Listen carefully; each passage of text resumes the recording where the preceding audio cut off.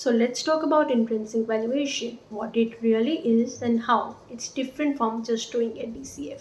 Intrinsic valuation is basically trying to figure out what the value of business is based on its own characteristics like its expected cash flows, growth, prospects and risk.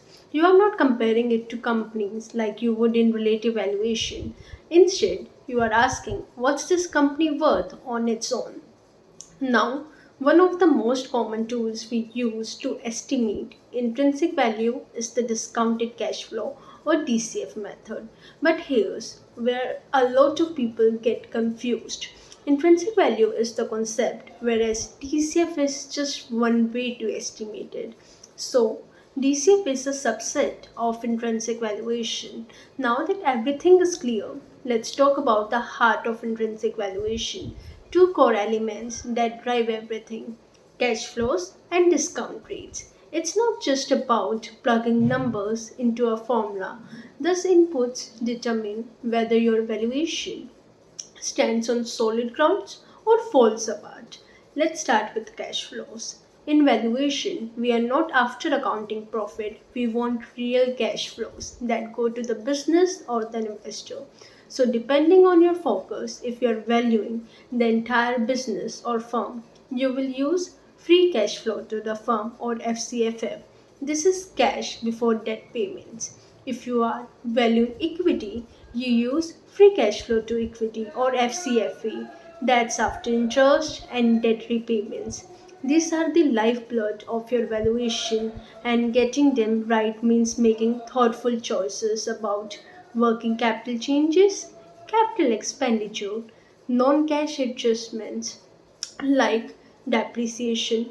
Don't just accept the reported numbers, interrupt them. Now let's talk about discount rates. Discount rates reflect the riskiness of the cash flows, and this is where finance gets real. If you are valuing equity, your discount rate is the cost of equity. If you are valuing the entire firm, your discount rate will be the WACC or weighted average cost of capital. Here's where it gets interesting and challenging. Cost of equity is typically estimated using model like CAPM, that is capital asset pricing model, or cost of equity, that is risk-free rate plus beta into equity risk premium. Each component here can be debated. The risk-free rate, do you use short-term or long-term bonds? Beta, backward looking or adjusted. Equity risk premium, historical or implied. WACC on the other hand blends the cost of equity and after tax cost of debt by capital structure. But again, this is not just about math, it's a judgment. What's the optimal debt ratio? Are we using marginal or historical cost of debt? Is the tax shield sustainable? And here's a key insight.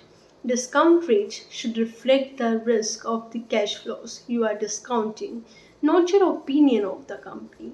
If you are overly optimistic and tweak the discount rate to make the numbers work, you are not valuing, you are just justifying. Common pitfall: mixing stories. Many people believe in a great company, so they assume high growth and low risk and end up using both high cash flows and a low discount rate. But remember, high growth almost always comes with high risk. Be honest, if the company has massive potential but operates in a volatile space, use a higher discount and vice versa. So that's it. Thank you.